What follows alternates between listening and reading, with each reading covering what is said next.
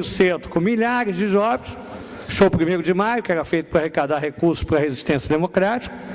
Esse show 1º de maio, eles iam explodir uma bomba lá dentro, ia ser uma catástrofe, um negócio absurdo, né? Nesse dia, nós da organização do show 1º de maio, nós tínhamos pedido ao governador que ele mandasse a PM para lá. Pois bem, ele não mandou. Então, na verdade, ele já estava mancomunado com o que ocorreu lá dentro, e a ideia era soltar a bomba e depois botar a culpa na esquerda.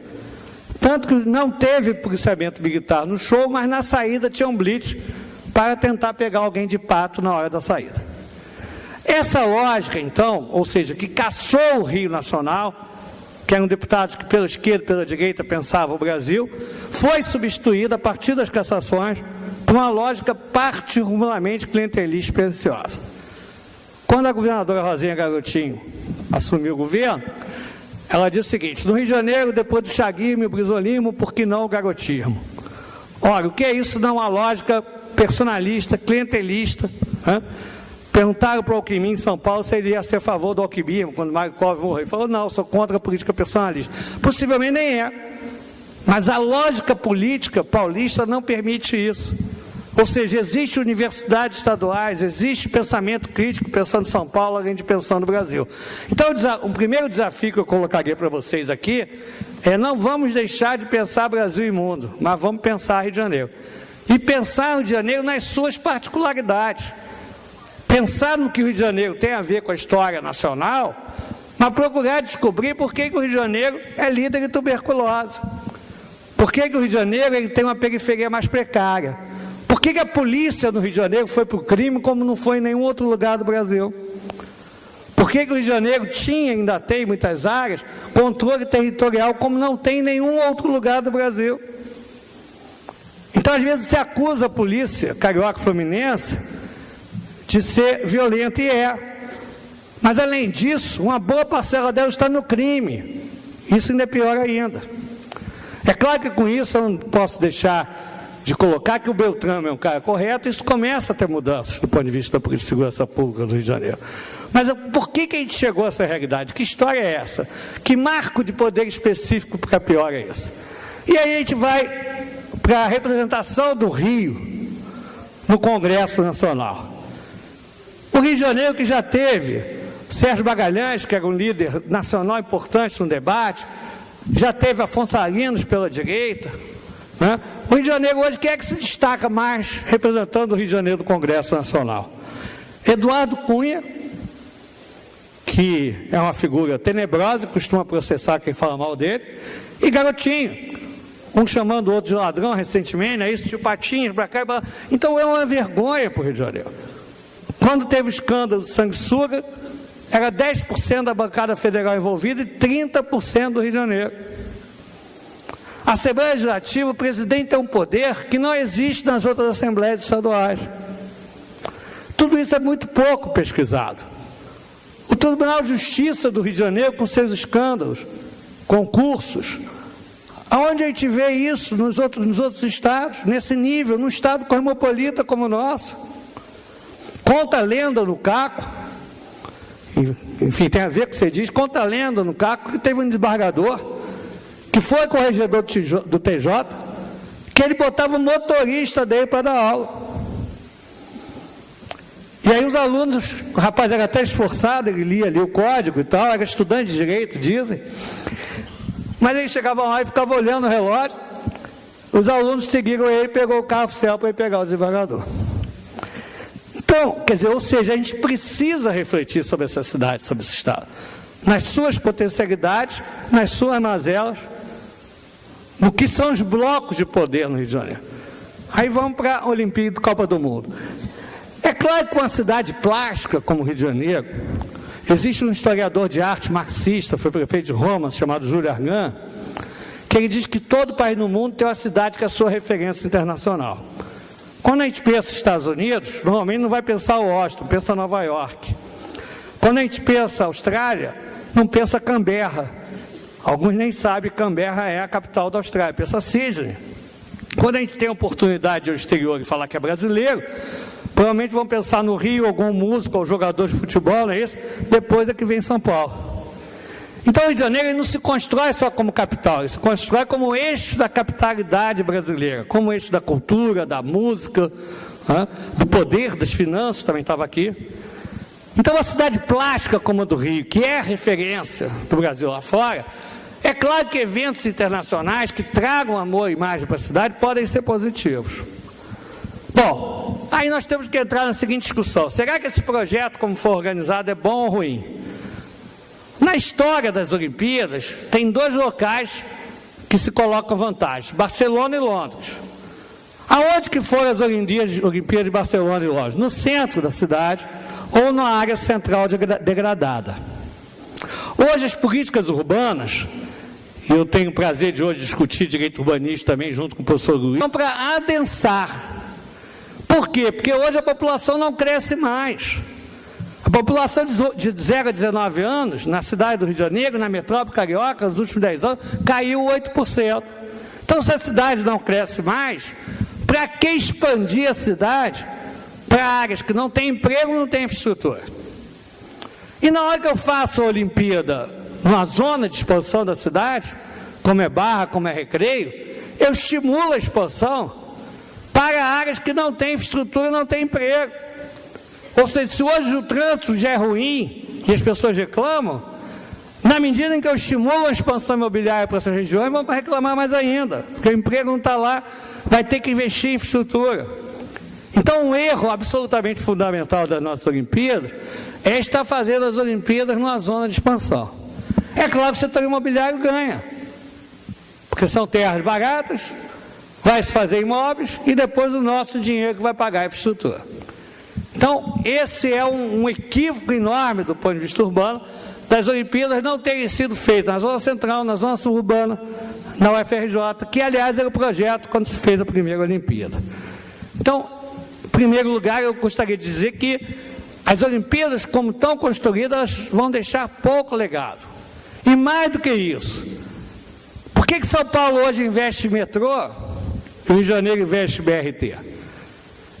Além do BRT transportar muito menos gente, é poluente, porque é combustível fóssil. Então a estratégia tem que ser metrô, que é mais caro da saída. E será que a FETransport não tem um peso nisso, com sua força política? Segundo, hoje em dia, toda a política de transporte nova no Rio de Janeiro sai ou chega na Barra, que é uma área privilegiada da cidade. Qual é a população que mora na Barra? Com todo o respeito quem mora na Barra, 5% da população carioca. Vai gastar 8 bilhões no metrô. Eu podia pegar esses 8 bilhões e transformar o trem suburbano em metrô de superfície. Qual é a população que eu ia beneficiar? 70% da população da metrópole. Então isso é que é uma discussão importante, que é uma discussão de estratégias e prioridades. Porque o problema não é só se rouba ou se não rouba. O problema é onde está gastando. Tá certo? A verdade, às vezes, é muito mais grave. Está gastando no lugar errado. Quer dizer, os dois são graves, mas a corrupção é 10%, 20%, o outro é 80% está gastando errado, podia estar gastando em outra coisa. Então a discussão, ela tem que se dar pela corrupção, mas tem que se dar do ponto de vista das prioridades. Qual é a prioridade mais adequada, a prioridade mais correta? Ou seja, na verdade, ser na zona de expansão e ser muito na Barra, está gerando 2 problemas: prioridades erradas de investimento e, segundo, continuar expandindo a cidade, menos habitantes por quilômetro quadrado, mais gasto por quilômetro quadrado. Isso, na verdade, pode ser um legado negativo ao invés de positivo. A Prefeitura do Rio, ela acabou fazendo algumas coisas aqui na zona portuária, porque houve uma grita com relação a isso, mas não é suficiente. Segundo, é claro que não pode haver remoção compulsória por conta desses eventos, mas talvez tenha um tão ou mais grave, que é a remoção pelo mercado. Ou seja, a valorização da Zona Sul com as UPPs, segregar mais a cidade. Uma das coisas boas que a cidade do Rio de Janeiro tem é exatamente muita convivência das diversas classes sociais. Carlinhos Brown uma vez disse uma frase que eu achei interessante, que ele falou: nunca fui pobre, eu só não tinha dinheiro. Provavelmente ele vivia no local culturalmente rica. Cidade, quanto mais integrada, integrados por brancos, por quilombolas, mais criativa. Quanto mais festas fizerem lá, reunir pessoas de diversas origens, muito melhor. A cidade, quanto mais segregada, mais violenta. Como vocês disseram, como foi dito aqui. É impressionante a raiva que eu vi algumas pessoas nessas manifestações. Mas a gente tem que saber por quê também. Tem que travar essa discussão. Enfim, então, eu acredito que as Olimpíadas, como elas estão desenhadas, elas geram talvez mais prejuízo do que vantagem. Né? Esse é o segundo ponto. O terceiro ponto, que não tem a ver com isso, mas tem a ver com a discussão que está aí nas ruas, eu não gostaria de trazer para vocês, é que quando a gente discute Brasil, a gente tem que discutir corrupção, mas a gente não pode correr o risco de jogar a água fora junto com a criança. O que eu estou querendo dizer? Uma parte de pessoas que criticam o poder público não é para melhorar o poder público, é porque são contra o poder público. Tem uma visão conservadora, liberal na economia do Estado mínimo, contra a saúde universalizada, contra a educação universalizada. Então a gente tem que saber separar o joio do trigo. Ou seja, nós temos que criticar o que está errado para melhorar. Até porque não tem ilusão que mesmo quem for a favor do capitalismo, não existe capitalismo sem Estado. Bom, e aí qual é a discussão? A discussão é o seguinte: não, nós temos uma carga tributária muito alta, alguns chegam a dizer que é a mais alta do mundo, não é, e temos serviços públicos muito ruins. E aí fala, mas vem cá, a Inglaterra tem uma carga tributária igual a brasileira e tem serviços públicos muito melhores. Se esquece de dizer que a Inglaterra tem um PIB per capita 4 ou 5 vezes maior do que o brasileiro. E vou tentar explicar isso, que é um ponto importante para o debate que a gente tem hoje. A carga tributária na Inglaterra é igual ao do Brasil, por exemplo. Vou comparar esses dois. Isso significa que o Brasil tem o mesmo que gastar que a Inglaterra? Não. O Brasil tem 5 vezes menos recursos para gastar por habitante. Porque o PIB da Inglaterra é 5 vezes maior que o nosso. O PIB per capita da Inglaterra, desculpa, é 5 vezes maior que o nosso. O Brasil é o 6º PIB do mundo. Mas é o 54º em termos de PIB per capita. Como a receita tributária é um percentual do PIB per capita, o Brasil hoje tem uma possibilidade de gasto per capita por habitante de R$3.000. A Inglaterra tem uma possibilidade de gasto por habitante de R$14.000. Os países escandinavos têm a possibilidade de gasto por habitante por R$20.000. Ou seja, nós temos muito pouco recurso. Tá certo? Então, mesmo se botar um gênio, o cara mais honesto, mais genial da gestão, para administrar a saúde brasileira, com os recursos que tem hoje, ele vai ter 5 vezes menos que na Inglaterra. Isso não é só na saúde, nas outras áreas, porque o Brasil ainda não é um país rico. Então a gente tem que ter clareza nesse debate, que não basta só gastar melhor. Na verdade, nós temos que gastar mais e temos muito menos recursos para gastar mais.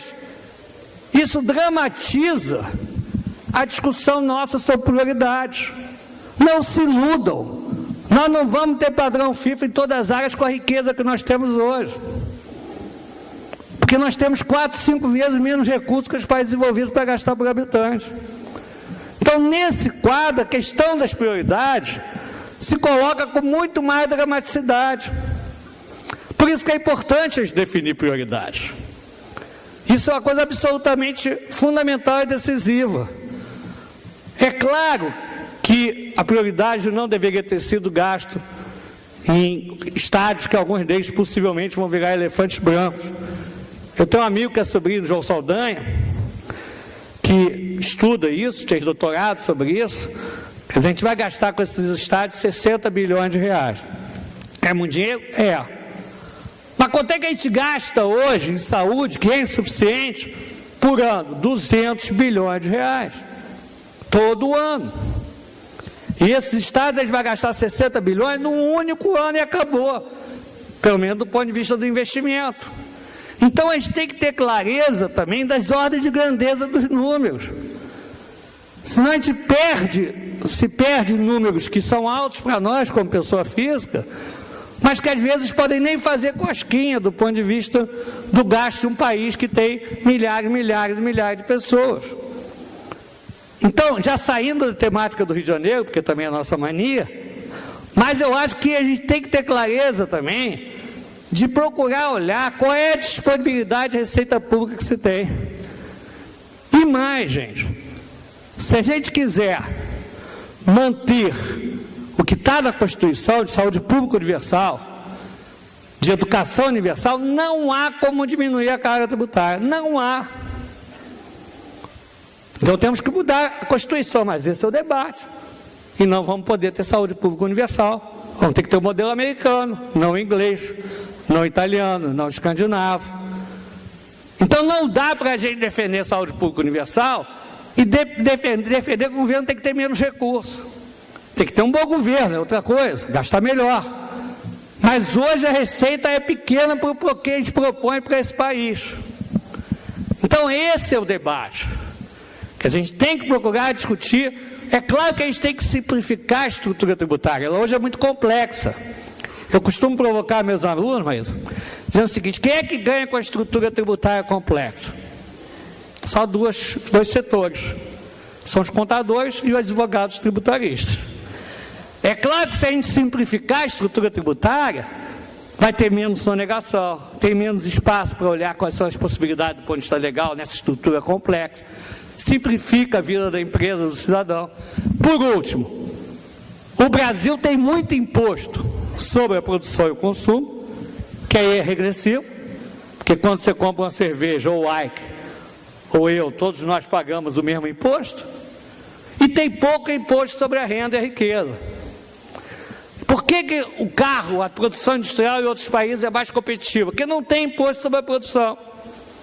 Mas se eu quiser diminuir o imposto sobre a produção e o consumo, possivelmente eu vou ter que aumentar sobre a renda e a riqueza.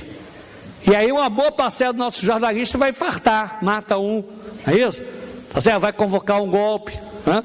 O Roosevelt, quando fez o New Deal nos Estados Unidos, o imposto de renda sobre a pessoa física, sobre as rendas mais altas, era 70%. Ou seja, o que cabe ao Estado, o gasto do Estado é muito alto. Não se iludam, isso que a gente tem que olhar e tem que estudar. Obrigado aí pela oportunidade, eu estou à disposição depois para a gente discutir e conversar.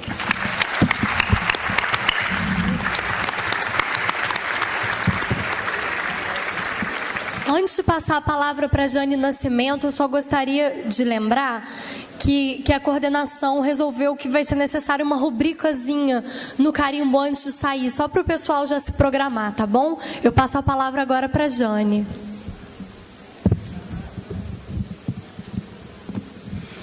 Boa noite, meu nome é Jane Nascimento, represento aqui hoje a pessoa do nosso presidente Altair Antônio de Guimarães, que é lá da Vila Autódromo, que hoje não pôde vir por causa de um vandalismo da parte do governo, que é a prefeitura. Eu quero até iniciar falando assim um pouco sobre o vandalismo, porque vocês devem ter observado que as emissoras de TV mostraram pela primeira vez, até porque ninguém aguentou aquela multidão na rua, né? E isso nunca é mostrado, esses atos têm acontecido não na dimensão como está sendo, né, agora, mas tem acontecido sempre. A Vila Autódromo participa de vários. É óbvio que Vila Autódromo é uma comunidade assim muito calma, muito tranquila, onde você entra durante dia de semana, você quase não vê moradores nas suas casas, porque todos saem para trabalhar. Se você parar na entrada da comunidade de manhã, é só gente saindo. Você chega depois das 5 horas, é só gente chegando. Então, é uma comunidade assim muito boa para a gente morar, que tem um clima assim de tranquilidade muito bom. E o presidente hoje ele não pôde estar aqui exatamente por causa de um vandalismo da prefeitura, que está tentando nos tirar a qualquer preço e tenta acabar com o nosso título de posse, que nós temos. A comunidade tem RGI, que é o Registro Geral de Imóveis. Alguns moradores pagam o IPTU, ao mesmo tempo que nós temos lá uma moradora chamada Yolanda e outros também, que quando atrasam o IPTU, até porque ela paga o IPTU dela todo dia, mas dessa vez ela está com ameaça de ser retirada. Então, para que ela vai pagar uma coisa de onde ela está ameaçada de ser retirada? Então, ela recebeu uma carta recente agora, ameaçando que o terreno dela irá a leilão. Esse é o governo que nós temos. Isso tudo é vandalismo. As grandes emissoras precisam também colocar lá na telinha o vandalismo, não só do povo, mas o vandalismo geral, o vandalismo do nosso governo. A Globo mostrou para todo mundo ver, todos verem, ali aqueles na área ali de Jacarepaguá, principalmente porque difamam muito a cidade de Deus, né? Então tinha ali aquelas crianças mesmo com um pedaço de pau, com pedra, quebrando tudo. Eu tive que correr de pedra, eu tentei chegar no ato de lá de Jacarepaguá, não foi possível eu e o grupo que estava comigo chegar. Até porque a Globo mostrava demais e dizia o tempo todo que estava sendo praticado vandalismo, vandalismo, vandalismo, vandalismo. E ontem alguém da Globo me ligou e eu deixei bem claro que não há nenhum interesse de conversar com a Globo. Fui até muito educada, conversei, fui muito educada.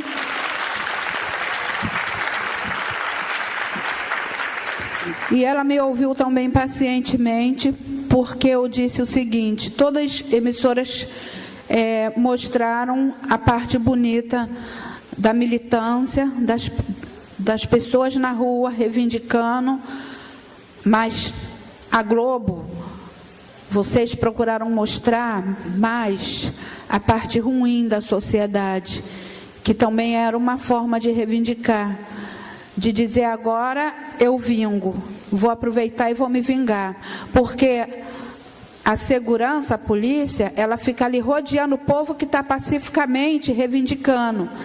E aonde eu estava passando, estava abandonado, lá na Ayrton Senna, sem nenhum policial. E quando eles foram para o meu lado, que iam me assaltar, mas o grupo que estava comigo, veio um táxi e eles se direcionaram para o lado do táxi, porque não passava carro nenhum, não sei de onde saiu aquele táxi. E aí o táxi deu ré, foi o tempo que nós ganhamos tempo para apressar o passo, e veio um outro carro e aquele grupinho parou e tomou tudo daquela senhora, mas deixou o carro com ela, ainda bem. E aí eu falei para essa menina da Globo assim, eu quero dar os parabéns para vocês, porque vocês foram ótimos. Eu nunca vi vocês fazer um trabalho tão maravilhoso, tão bonito, como vocês fizeram dessa vez. Porque enquanto vocês se privavam de mostrar o lado bonito da reivindicação do povo, em cima de um governo que está negando suas obrigações com o povo, vocês foram mostrar o vandalismo que uma outra parte pequena do povo estava ali, né, fazendo acontecer. E vocês acabaram mostrando para o mundo inteiro, para todo o Brasil, para todo mundo ver que o Brasil não tem segurança pública nenhuma e não está preparada para receber a Copa e Olimpíadas. Então, foi um trabalho maravilhoso que a Globo fez, pensando que ia nos trair, mas ela deu um tiro no pé. E ela me ouviu isso calada e não me revidou em nada. Assim, para vocês que estão para se formar em direito, existe aquela coisa de dizer direitos e deveres, né? Eu coloquei aqui algumas palavras-chave, até porque a gente que vive esse tipo de situação, quando a gente pega uma oportunidade para falar, é tanta coisa para falar, então a gente tem que ter um controle. Eu coloquei aqui algumas palavras-chave para mim não me estender muito em cada ponto. Como defender os direitos das pessoas? Esse é um tipo de problema que as famílias têm enfrentado, nas suas casas, na questão da saúde, na questão de saneamento, ou melhor dizendo, na questão de uma vida digna. E quando nós vamos até os defensores para cobrar nosso direito, nós estamos de frente com profissionais que estão ali com seu patrão, que é o Estado, e que ele tem que trabalhar contra o Estado para defender o direito dessas famílias que o Estado vem negando o tempo todo. E é isso que vocês têm que pensar, é isso mesmo que vocês querem? Porque é uma coisa muito séria. Vou falar um pouquinho aqui do Minha Casa Minha Vida, muito pouco, vou falar muito pouco. O Minha Casa Minha Vida é um projeto que foi criado por um deputado baiano e foi assim, aquela euforia que veio como uma política pública de moradia, mas que ele não acontece como uma política pública de moradia. Ele está sendo utilizado para desapropriar as pessoas, porque como política pública de moradia, ele deveria priorizar as pessoas que vivem do aluguel, batalhando para ter sua casa própria, e essas pessoas entram numa fila e levam anos ali, enquanto a prefeitura está dando prioridade, aproveitando as Copas e Olimpíadas, para desapropriar comunidades que estão em terras que é do interesse delas, porque existe uma imobiliária atrás dela, uma construtora atrás desses políticos que bancaram a campanha deles e que estão de olho naquela terra. Então, é isso que está acontecendo. É o caso nosso lá da Vila Autódromo. Também eu vou aproveitar uma fala dele aqui, eu havia até comentado com ela aqui, muito rápido, a questão que a prefeitura ela está criando essas estradas, passando por cima das casas dessas famílias. Hoje, para mim descer para o centro da cidade, eu fiquei 40 minutos... porque eu vinha para uma coletiva de imprensa e 40 minutos no ponto do ônibus esperando um ônibus. E uma prefeitura que diz que está tudo bombando, que cria BRTs, e que a gente percebe que muitos ônibus que estão nos BRTs é porque eles retiraram, fizeram um combinado aí com os empresários aí de ônibus, e eles fazem uma maquiagem nos ônibus velhos, e espalham do jeito como eles acham mais conveniente, para justificar que estão fazendo um trabalho bonito e abrindo um monte de estradas. Mas ônibus tem pouco. Nós temos poucos ônibus. O meu ônibus daqui para ir para a minha casa, estou aqui com uma moradora também, o último é 8 horas da noite. Depois de 8 horas da noite, eu tenho que pagar 2 conduções. Isso é indecente. E uma prefeitura dizer que está bombando. Eles estão criando estradas e eles estão... aí com essa questão desse imposto aí do IPI, dando oportunidade às pessoas, botando bastante carro nas pistas. Então, eles estão criando estradas com interesse também econômico de beneficiar os empresários lá, os fabricantes de carro, que são tudo amigos. Vocês não reparam o modo de eu falar, porque eu falo do jeito como eu observo e como eu sei falar. E as pessoas que moram em comunidades, elas passam muito sacrifício. Com esse sacrifício, a gente aprende muito. A gente aprende muito, mas muito mesmo. Então, assim, o governo, ele teve sempre muito ausente. Eu não vou falar agora só que é só o Eduardo Paes. Isso aí já é onde tem ser humano, tem o que é bom e tem o que não é bom. Em todo lugar. Então, esse momento agora dessas passeatas, esse momento está sendo importante, nós temos que aproveitar esse momento para que o nosso país chegue a uma posição melhor, porque a situação que vivemos, de todas essas quantidades de favela, eu pego o ônibus, eu vou olhando, todo lado que eu olho é favela. A paisagem toda é de favela. No meio das favelas, outra, surge uma grande obra. E aí aquilo começa a incomodar, porque as favelas estão incomodando, e aí a favela tem que ir saindo. E aí não se dá o direito daquela favela, aqueles moradores, é dessa forma. Eu conheço o meu direito, eu vou reclamar. Então, como eu conheço o meu direito, eu levo uma vantagemzinha lá no meu processo.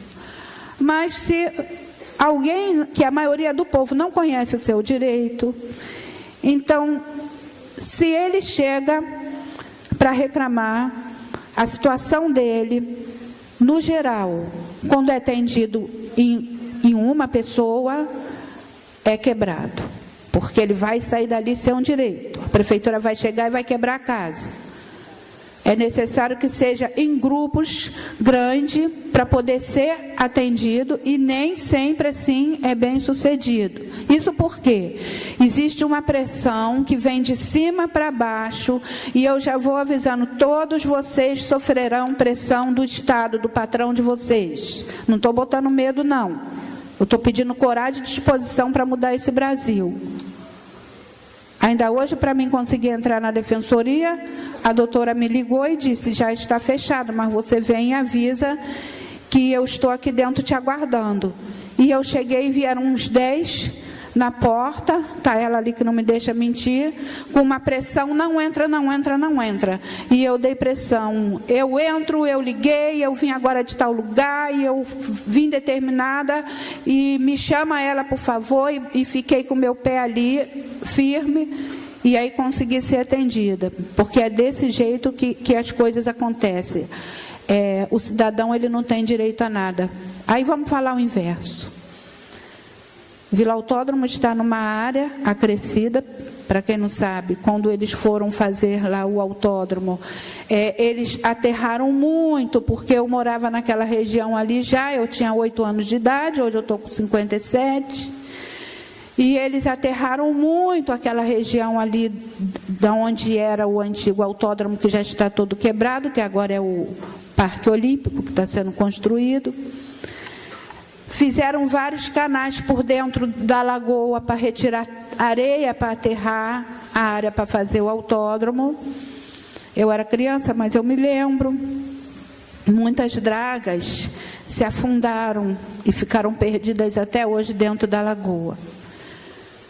Agora, para fazer o Rock in Rio, eles aterraram novamente a área do Rock in Rio, acabaram com a vegetação nativa de volta dali da faixa da lagoa, e para fazer a Transcarioca novamente, a prefeitura, com a Secretaria de Obras, aterrou novamente o outro lado da lagoa, e a presidente de lá, da comunidade Arroio Pavuna, entrou com vários processos e conseguiu até permanecer ali no espaço. Mas conseguiu também puni-los e fazer com que eles parassem a obra por um bom tempo, se eu não me engano, uns 5 meses, para que as coisas se chegassem até o lugar, para que algumas casas lá conseguissem ficar, porque a ideia deles era tirar todas as casas, como fizeram na Vila Harmonia, como fizeram na Vila Recreio 2, como fizeram na Restinga, alegando que o motivo era passar a estrada e não passar, na Vila Harmonia pelo menos não passou a estrada coisa nenhuma, nem na Vila Recreio 2.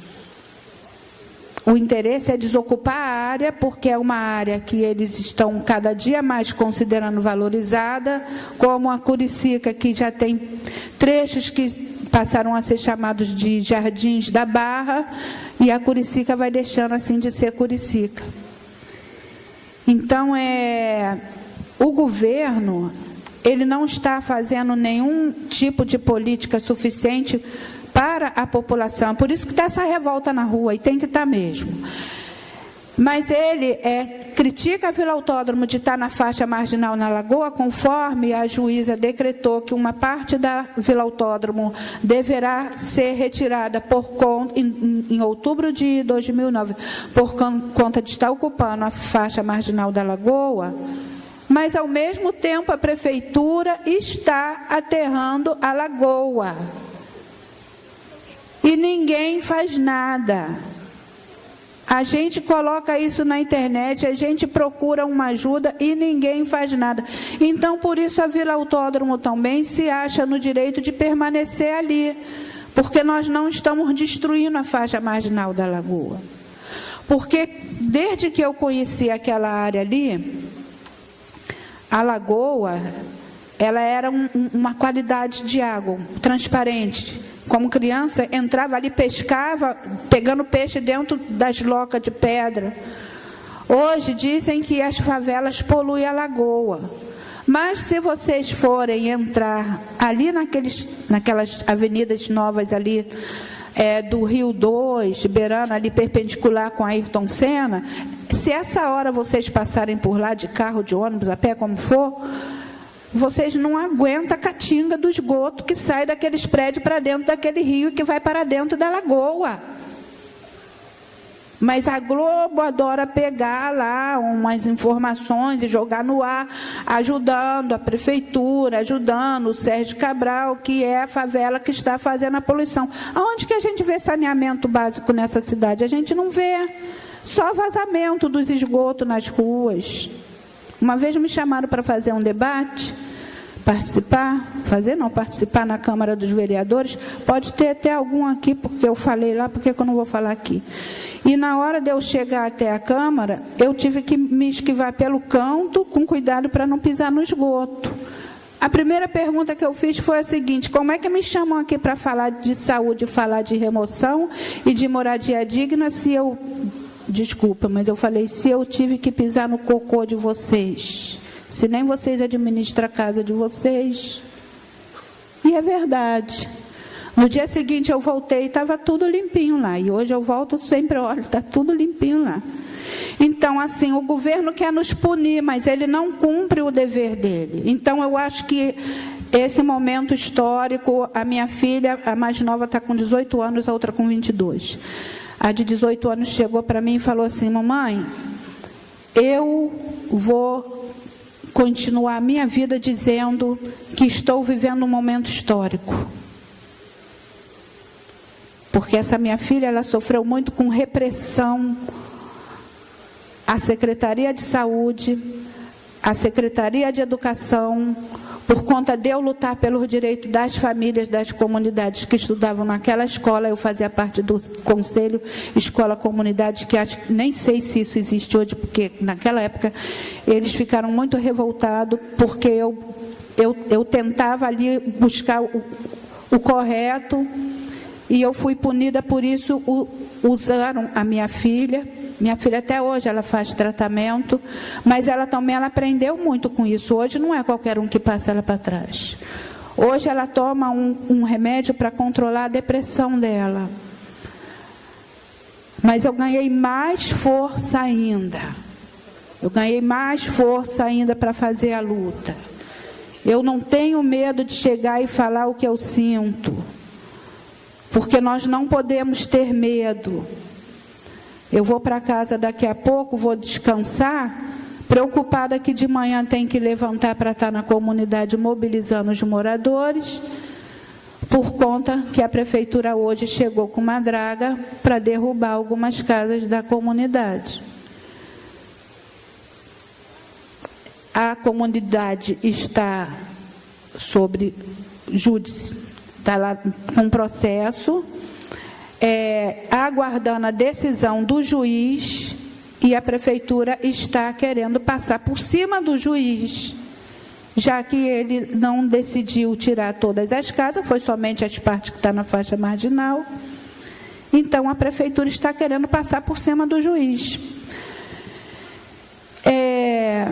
A comunidade fez um plano popular. No dia 10 de fevereiro de 2009, quando fizeram uma grande pressão para nos tirar, que essa já não foi a primeira pressão, isso vem desde a década de 90, fizemos uma manifestação em frente à prefeitura, chamamos de movimentos sociais, e foi convidado uma comissão para falar com o prefeito, porque ele pediu que a gente parasse o ato, e nós dissemos que não íamos parar o ato, que ele tinha que nos ouvir.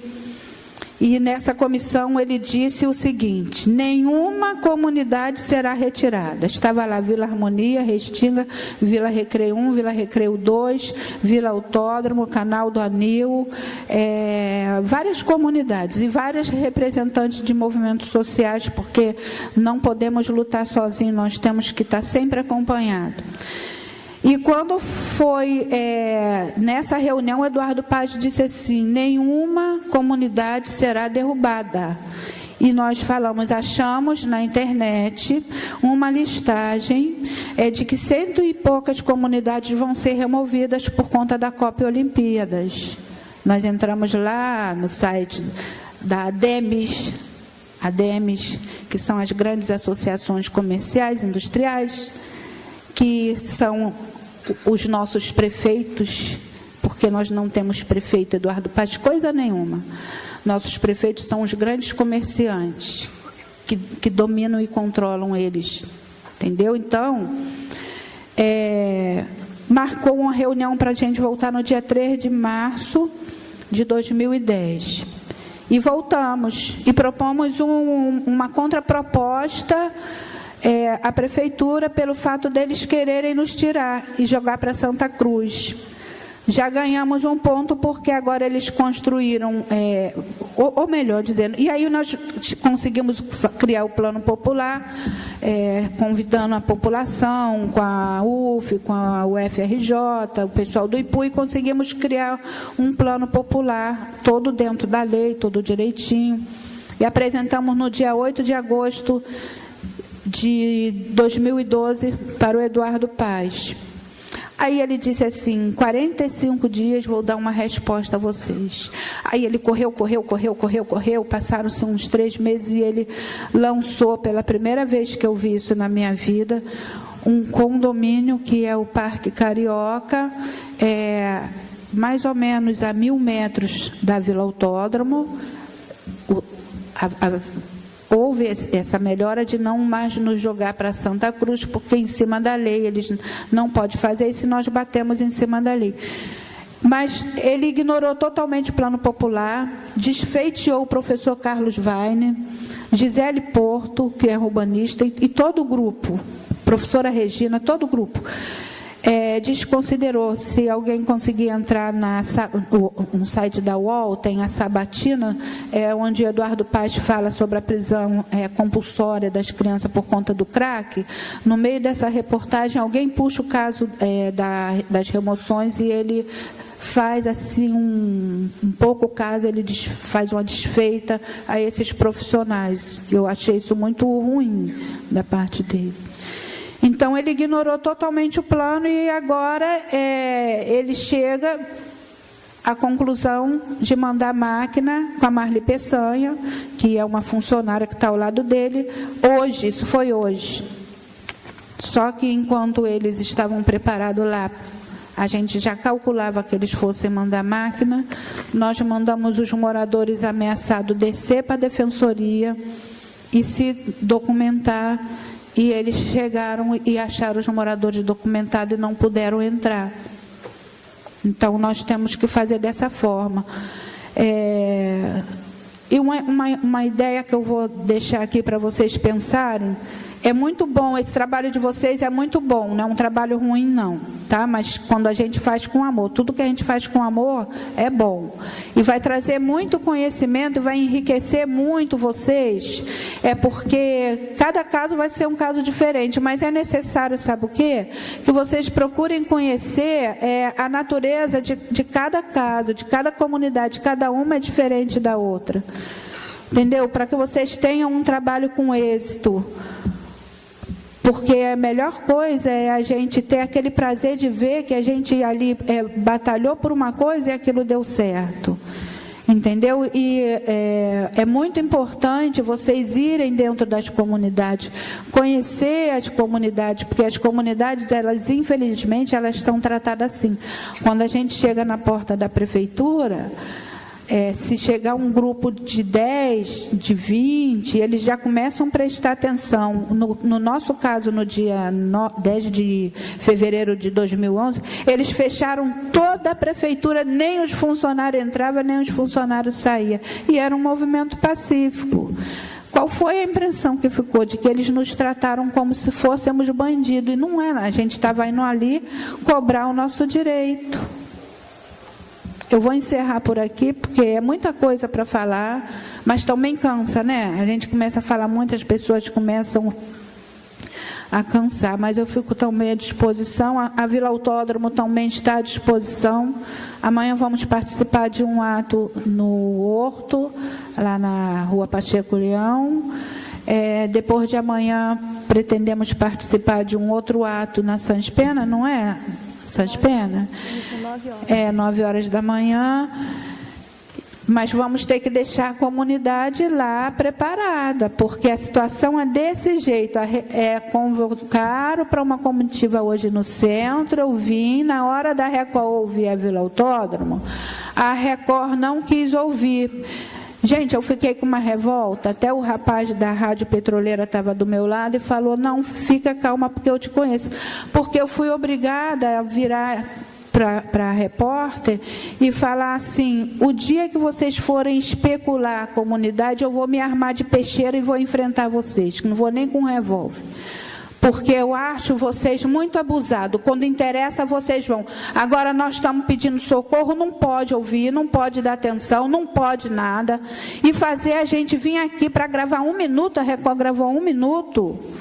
Pelo amor de Deus. Então, o povo tem não fazer vandalismo, mas tem que revidar o vandalismo do governo e o vandalismo dessas grandes emissoras e o vandalismo desses grandes empresários, porque já ouço muito isso, daqui a pouco o nosso Brasil não é mais Brasil, é um país totalmente estrangeiro. E a nossa geração, quando acabar, acabou o Brasil, porque só vai ter estrangeiro aqui tomando conta de tudo. Obrigada.